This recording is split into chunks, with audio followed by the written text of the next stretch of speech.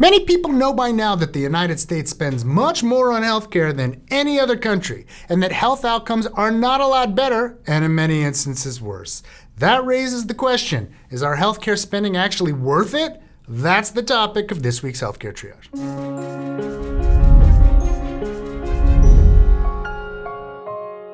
Special thanks to Austin Frack, from whose Upshot column this episode was adapted. It's tricky to figure out the extent of the roles that the environment, genetics, and social support play in improving health. Nevertheless, the best evidence tells us that healthcare is still very valuable, even at US prices. Consider this analogy. If your only sources of food were nothing or a $200 Wagyu steak, the steak might be worth it. It's the same deal with the US health system. Expensive, but maybe better than nothing. But that doesn't mean that a $4 hamburger or even a $20 steak wouldn't be more cost effective. This is what many other nations are doing. We should acknowledge that other nations are also benefiting from innovation in healthcare that is driven by high American spending without paying as much for it. How can such expensive healthcare be worth it? One piece of the puzzle is the connection between healthcare and longevity.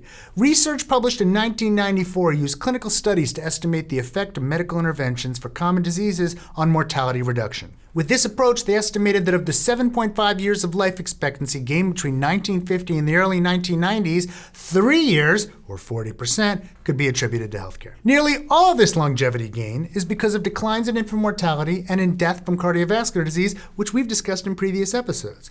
Healthcare interventions deserve credit for much of both. For example, a study found that half of declines in deaths from coronary heart disease between 1980 and 2000 could be attributed to the health system. But reduced smoking rates also had a substantial effect. Beyond longevity, studies have looked at the effect of medical intervention on broader well-being. It found that healthcare could improve the quality of life for patients with a wide variety of conditions, including unipolar depression, heart disease, osteoarthritis, pain accompanying terminal cancer, peptic ulcers, gallstones, migraines, bone fractures, and vision and hearing impairments. Naturally, this work and other studies like it have limitations. For one, even as patients get treatment, they may also make lifestyle changes, whether from a doctor's encouragement or of their own accord. So some of the improvement in longevity and quality of life that we may attribute to healthcare could actually be a result of changes in diet, exercise, and the like. For another, lifestyle and environmental factors could, and almost certainly do, play a role in causing some of the conditions the health system subsequently treats. In other words, the health system may be quite good at making us healthy, but other things outside the system may have made us sick in the first place. And how do you get people to change behaviors? Another limitation of studies like this is that they rely in part on assumptions and estimates. But careful work can help us gain confidence that they're not driving the results. For example, reduced smoking rates and other changes known to have big effects on mortality, like fewer deaths from auto accidents, can explain only 21% of the nearly 8-year increase in longevity between 1960 and 2000. So it's not implausible that the health system could explain a fairly large share of the rest of that gain. Other work has compared the life-lengthening benefits of the health system with what it costs. In total, each additional year of life gained between 1960 and 2000 attributed to the health system cost nearly $20,000. When focused on the same gain for 65-year-olds, the average cost was about $85,000. Both figures are below the typical amounts that society is willing to spend to gain a year of life, as we've also discussed in previous episodes. There's no ironclad way to pin down the willingness to pay for a year of life in good health, of course, and it's quite a controversial subject, as you might imagine, but estimates extend to at least $150,000. It's findings like these that have led some scholars to argue that healthcare is so valuable that we should be willing to spend even more on it. Since 2000, we certainly have. In that year, to obtain an additional year of life from the health system for a 65-year-old cost nearly $160,000, more than double what it was in 1980. The biggest question is, since we're already spending so much, does spending more help? Studies are mixed on this point.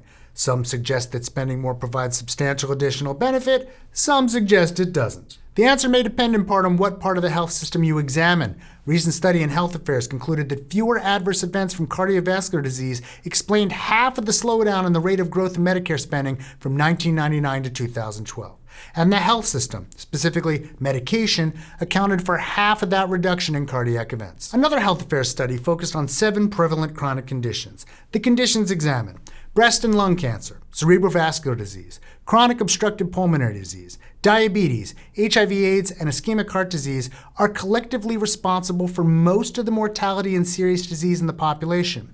According to the study, which compared changes in cost and length and quality of life from 1995 to 2015 for people with those conditions, the health system provides good value. So even at American prices, healthcare still might be a bargain. But that doesn't mean there's no waste in the system, nor does it mean that $1 spent on healthcare today produces more improvements in health or well-being than $1 spent on other things like improved diet and exercise. Hey, to enjoy this episode, you might enjoy this other episode on why does the US still spend so much on healthcare? High prices. Hey, would you like to support the show? You can at patreon.com/healthcaretriage. We'd especially like to thank our research associate Joe Sevitz and of course our Surgeon Admiral Sam. And you should go buy my book, The Bad Food Bible. It's out in paperback.